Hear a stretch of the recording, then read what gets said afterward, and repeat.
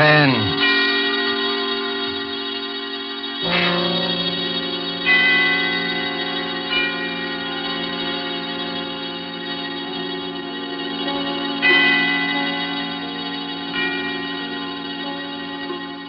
This is the Man in Black, here again to introduce Columbia's program, Suspense. Our leading lady tonight is Miss Nancy Coleman, one of Hollywood's most powerful and resourceful young stars, whose performances you may have admired in King's Row, the current Warner Brothers picture Edge of Darkness, and other noted films. The story called Fear Paints a Picture is tonight's tale of suspense. If you've been with us on these Tuesday nights, you will know that suspense is compounded of mystery and suspicion and dangerous adventure. In this series are tales calculated to intrigue you, to stir your nerves, to offer you a precarious situation, and then withhold the solution until the last possible moment. And so it is with Fear Paints a Picture and Miss Nancy Coleman's performance. We again hope to keep you in suspense.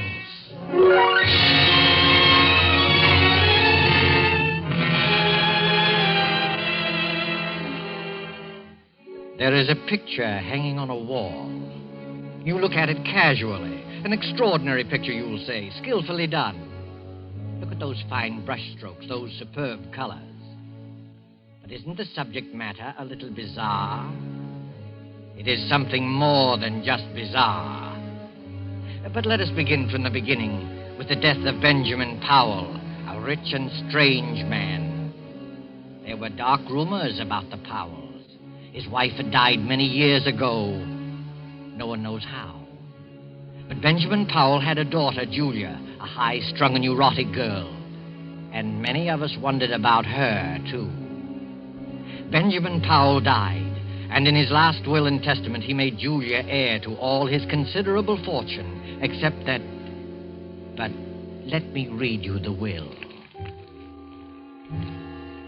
I, Benjamin Powell, being of sound mind and in full possession of all my faculties, hereby request that after my death, my daughter Julia live with Mr. Harvey Lyons, my lifelong friend, until her 23rd birthday, at which date all my worldly belongings will come into her possession, provided that nothing untoward happens to her by that time.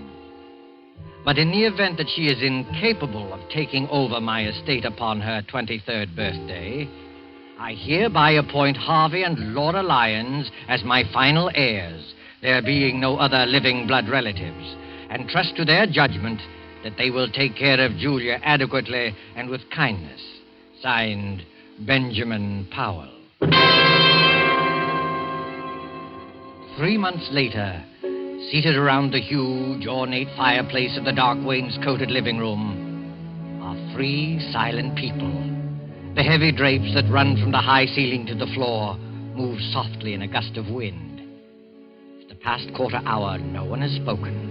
Harvey reads his newspaper, Laura knits with nimble fingers, and Julia stares with unseeing eyes at an unopened book.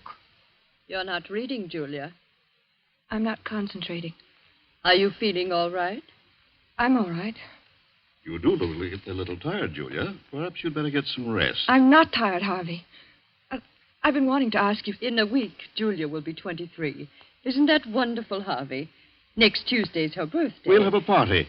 I'll get old Tom and his fiddle, and we'll have a real old-fashioned party. Harvey, what did Father mean by the will? The will? Julia, perhaps you better go to bed. You look a little pale. The will said I might not be able to take over the estate by my 23rd birthday. What does it mean? I don't remember that. I didn't read the will very carefully. Yes, you did, Harvey. You know what I'm talking about. Perhaps we better discuss it in the morning.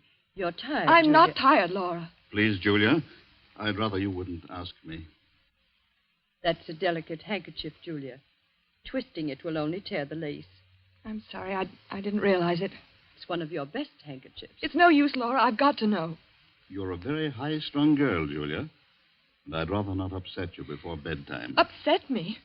You sort of get moody very often, Julia. Harvey. Laura, I'm not going to bed until I find out what all this means. I've got to find out. You don't like your room, do you? No, I don't. It's too big, and the wallpaper. I don't like the pictures on the wall. There's nothing wrong with a big room. Everyone prefers a large room. Everyone likes pictures on the wall. Well, maybe it's the kind of pictures. Yes, it's the pictures. They rub me the wrong way. You see, your feelings about things are different. Different from the feelings of normal people. Normal people? Oh, I'm sorry. I shouldn't. I can't stand this torturous way of telling her. I'll tell you, Julia. Your mother died in an asylum. She went mad after her 23rd year. It's been in the family for generations. I never saw my mother. I thought... We didn't want to tell you this. I wish we hadn't, but you forced us. You mean I'm liable to become insane? Well, you see, any one of us can become insane. There's nothing wrong with me. I'm perfectly all right. I'm as sane as anyone. Being high-strung doesn't make me mad. I don't like it here. I don't like this house.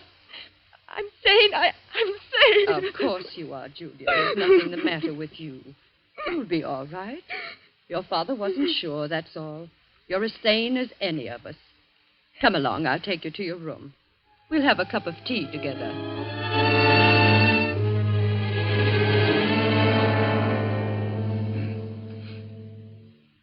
How is she, Laura? She's calmed down. Is she asleep?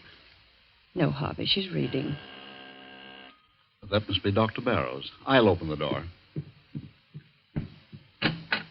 Hello, Dr. Barrow. How do you do, Mr. Lyon? Come in, come in. Thank you. This is my wife, Laura. How do you do? I'm glad to meet you, Doctor. Let me take your things. The maid will have your room ready in a few minutes. That's very good of you. Here, sit down and make yourself comfortable. Thank you. Well, how's Julia? She's been very moody lately. Very moody. She seems so unhappy. I've tried to draw her out, but I haven't been much good at it. Is she still grieving over her father's death?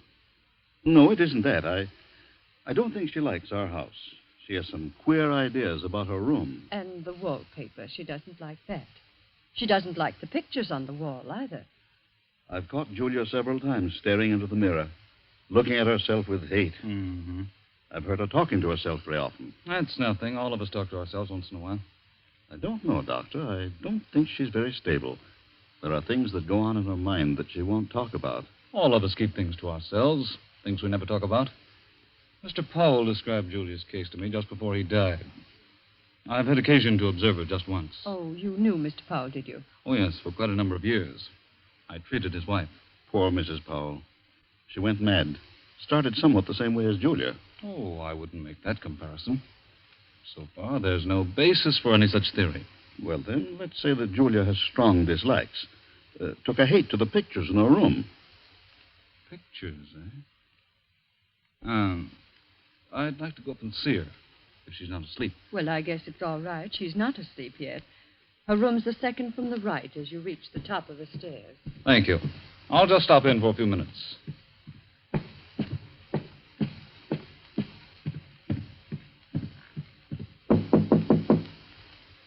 Come in. Hello, Julia. You remember me, don't you? No, not exactly. I'm Dr. Barrow, a friend of your father.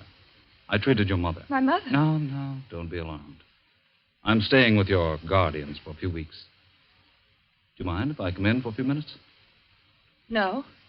Well, this is a fine room, Julia. A very comfortable one. I don't like it. It's too big, makes me uncomfortable. Nonsense. You're just imaginative. You think someone might be hiding in here while you're asleep. Is that it? It isn't that. Don't you like that picture, Julia? What picture? The one you're staring at. I wasn't staring at it. I just... Just looking at it, eh? Looks like a fine painting. I don't like it. I'm going to have it removed. You can if you like, Julia, but I don't think you should. It's an unpleasant picture. Gives me nightmares. Look at it. That frightful-looking man about to come through the doorway, and the unsuspecting girl sitting in a chair with her back towards him. He's not frightful looking at all. It's just the black scarf around his neck. He's about to kill her. You certainly have a vivid imagination. I'm sure the artist had no such idea in mind. I hate the picture. I'm going to ask Harvey to take it out of here. No, Julia. You mustn't be afraid of it. The longer you keep looking at it, the less afraid of it you'll be. You've got to conquer your fears, or they'll conquer you. Well, that picture has a horrible fascination for me. I can't take my eyes from it. Last night, I dreamed that the man in the picture came through the door with a knife in his hand and killed the girl. It was an awful dream. But that was only a dream. If I take that painting off the wall, you'll find other things to be afraid of. Now, you do as I say. Forget about that picture. Get a good night's sleep. Nothing like a good night's sleep to lift your spirits. If that picture fascinates you, keep looking at it. Don't be afraid of it. Will you do that? Yes, Dr. Barrow, if you say so. That's fine. I'll see you in the morning. Good night, Julia. Good night.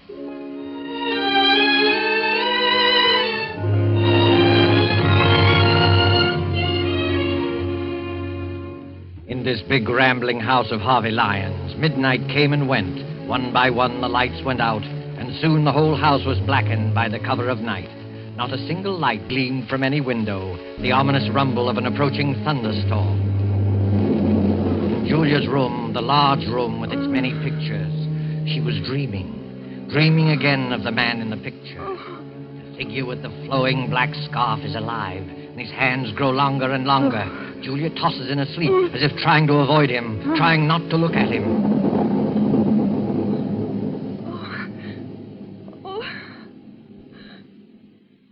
Who's there? Oh. It was only thunder. What a terrible dream. That awful picture. What was that? There's someone in this room. Someone's hiding in this room. The light. Where's the switch? Where is it? Oh, here. There's no one here. It's coming from the ceiling. From up above me. It's my imagination. There's nobody there at this hour. Nobody. I've got to go back to sleep. Dr. Barrow said I need sleep.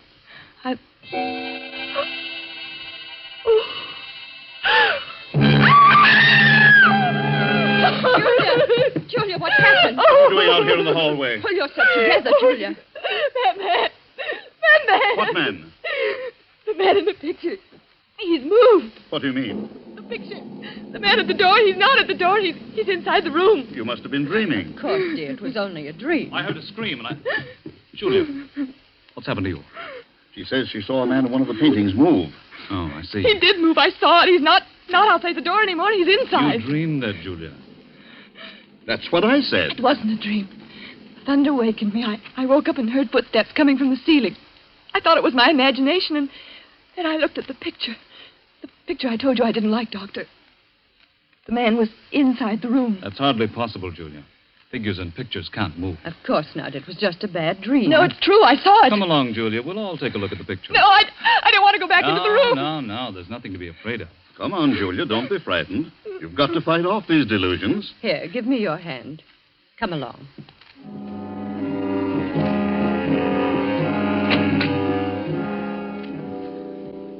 Well, now, what picture was it? The one near the bed. Oh, yes, the picture by Gregory. It's one of our oldest paintings. Well, there it is. It's the same as I saw it a few hours ago. Look at it, Julia.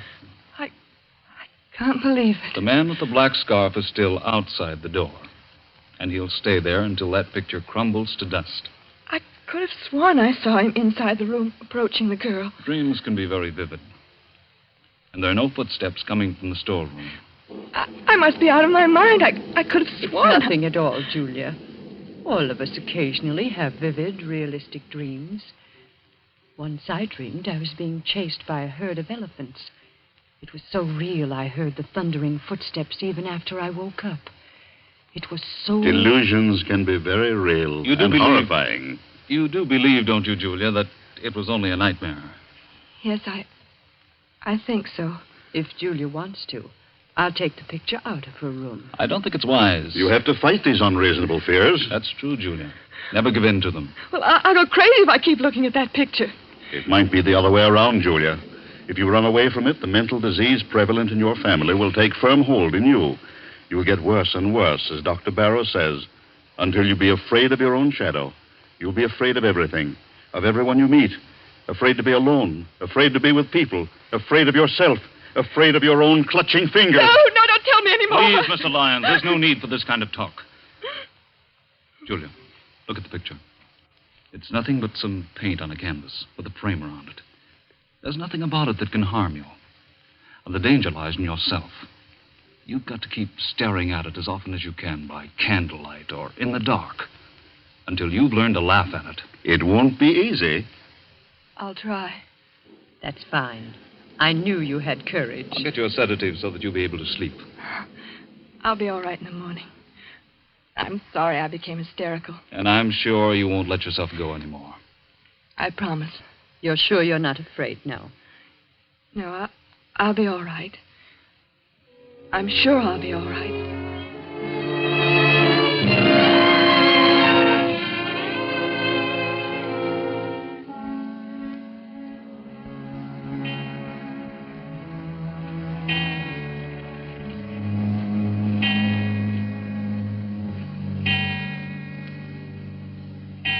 Well, Julia, it's 11 o'clock. You know what Dr. Barrow says. I'm not at all sleepy, Laura. I'd rather stay up for a while. I'm in the middle of a fascinating story. You run along. I'll go to bed presently. Is anything wrong, Julia? No, of course not. Everything's fine, Laura. You're afraid to go to sleep, aren't you, Julia? No, it isn't that. Is that picture bothering you again? Yes. Last night I heard footsteps again. Sound woke me, and the figure in the picture, it moved. It moved closer to the girl. Oh, how terrible. Why didn't you call me? We thought you were over it. It hasn't bothered you these past 3 nights. Well, I didn't want anyone to know. I took some sleeping tablets, and I fell asleep again. In the morning, the picture was the same as ever. That's a brave girl. Laura, do you think I'm crazy? Of course not. You're as sane as I am. Tell me the truth. I must know. You're just nervous and high-strung, and you have a vivid imagination, that's all. You're trying to soothe me. Why didn't you tell the doctor that you thought the picture moved? I was ashamed. You shouldn't be ashamed. Dr. Barrow is here to help you get well. I don't think you... Oh, that must be Harvey and Dr. Barrow now.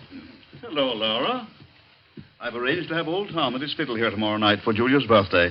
And I've invited the Grovers. They'll be delighted to come. That is, if Julia's feeling well. Julia, you should be in bed. It's after 11. She's afraid to go to sleep. Please, Laura. It's the footsteps in the picture again, isn't it?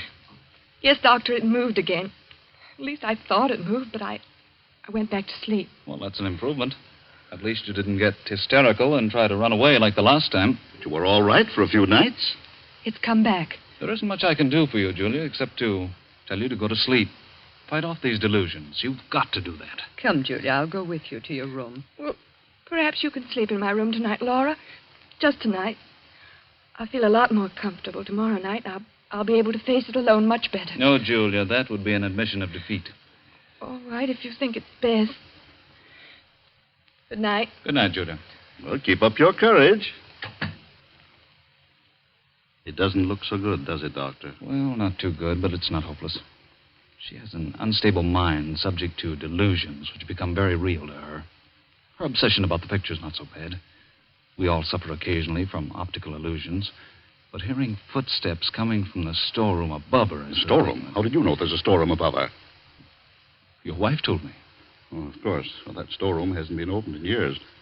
I guess there's no point in investigating it, is there? I don't think so. Those footsteps, like the moving figure in the painting, are all in her mind. Her mother behaved just like that before she went mad, didn't she? Well, there's some similarity. You haven't been to the storeroom recently, have you?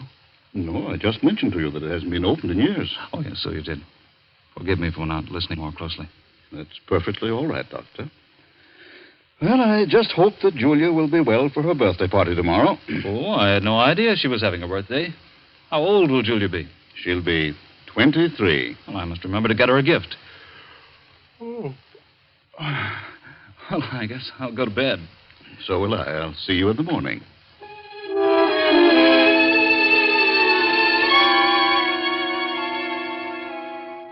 But Julia wasn't thinking about her birthday. During the 10 or 15 minutes she spent in Laura's room, fear fluttered in her heart. When she finally stood alone inside her own room, panic, black, unreasoning panic began to take hold of her. In wild haste, she began to undress, never looking at the picture. I won't look at it. I won't. I'll go right to sleep. I'll take some pills and fall asleep. What was that? Oh. It was nothing. Nothing at all. All I have to do is keep from looking at the picture. I won't look at it. It can't do me any harm if I don't see it. I mustn't even think of it. I'll think about the trip I made to South America. It was a wonderful trip. The sunset. What was there? Footsteps. Those footsteps again. I mustn't hear it. I mustn't hear it. It was a wonderful trip. The Blue Caribbean. Rio's a beautiful city. Sugarloaf Mountain, the music, the dancing. Those footsteps. It's not footsteps. It's just my heart beating. I'll close my eyes. I'll sleep. Sleep. Why can't I sleep? Oh, Lord, let me sleep. I don't want to look at the picture. I won't. I know what I'll see. He'll be closer to her. Maybe he'll have killed her. I mustn't open my eyes. I mustn't. I won't.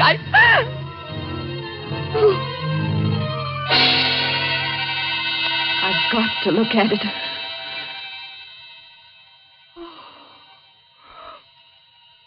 He's moved. He's close to the girl. I'm not dreaming. It's real. The girl? It's me. That girl is me. Me. I can't stand it. I can't. Laura! Laura! Oh, Laura, let me in. Let me in. Julia. Oh, you poor girl. Here, sit down. Now stop crying and tell me all about it. Tell me in detail. Don't be ashamed. Get it out of you. It'll do you good to talk. It's the same thing again and again. I tried not to look at the picture. I tried so very hard, but it was hopeless. I had to. The figure with the black scarf was inside the room. A knife in his hand, very close to the girl. But this time the girl had turned around and it was my face. My face. Did you hear any footsteps? Yes. I heard them as soon as I got into the room. You think it's very real, don't you, Julia? Despite the fact that everyone says it's a delusion. It's very real to me. I must be really insane. I'm going crazy. Don't say that. Well, it's no use. I'm not getting any better. It's getting worse and worse. Don't give up. You mustn't. Come along. I'll go to your room with you. I'll stay there until you fall asleep. Unless you want to stay here. Oh, I don't know. I don't know what to do. Will you stay with me, Laura? Yes, Julia. Come, let's go back.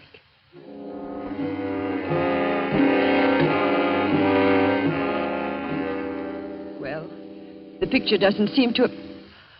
What's the matter, Laura? Nothing. Nothing at all. There. Did you hear it? Footsteps? It was probably a board creaking. Now you go to sleep. I think everything will be all right in the morning. You won't leave me? No, Julia. I'll be here. Thank you, Laura. Thank you very much.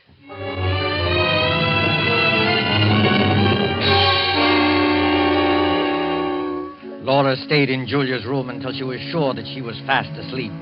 Then carefully she tiptoed out of the room, closing the door gently behind her. Julia slept peacefully, feeling safe and secure. Several hours passed, and then suddenly Julia awoke. She sat bolt upright and wide awake with her heart pounding away. Laura.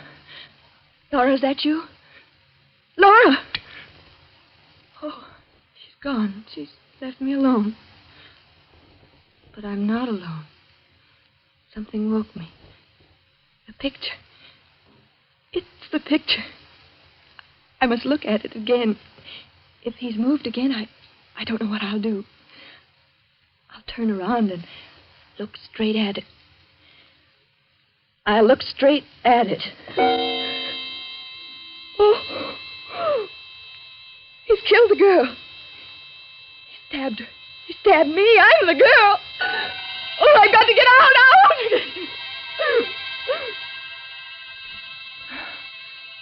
It's no use.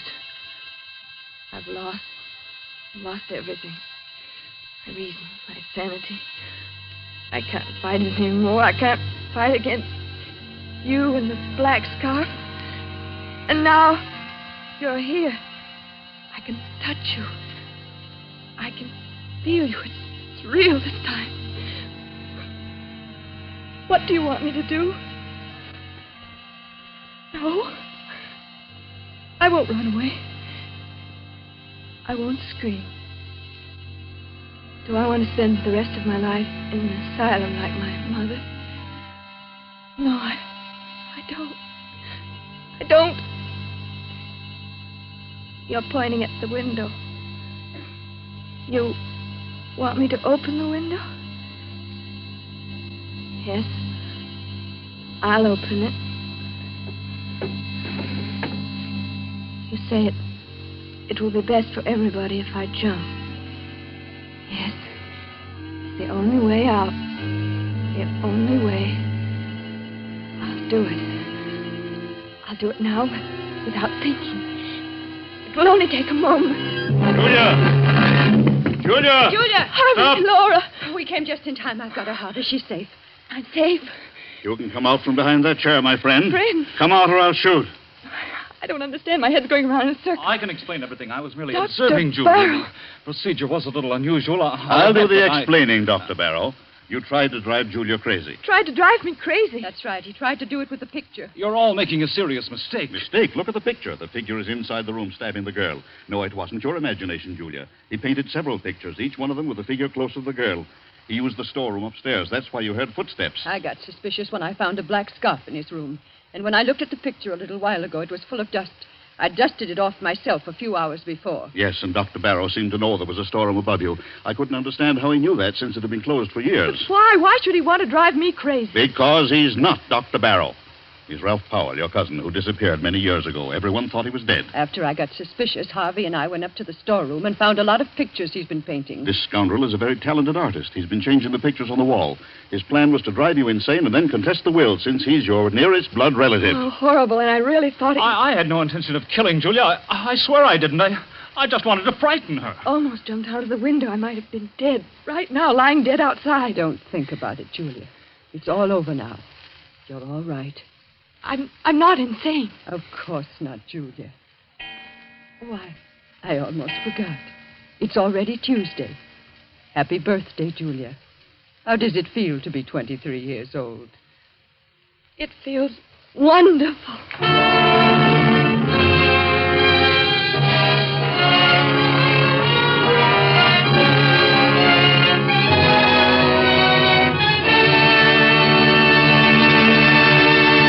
And so closes Fear Paints a Picture, starring Nancy Coleman. Tonight's tale of Suspense. Appearing with Miss Coleman were Edwin Maxwell as Harvey Lyons, Fred Mackay as Dr. Barrow, and Beatrice Benaderet as Laura. This is your narrator, the Man in Black, who conveys to you Columbia's invitation to spend this half hour in suspense with us again next Tuesday, when our star will be Mr. Peter Lorre in the suspense play called The Moment of Darkness. William Spear, the producer, Ted Bliss, the director, Lucien Marowick, the composer, Lad Gluskin, the musical director, and Sigmund Miller, the author, collaborated on tonight's Suspense. This is the Columbia Broadcasting System.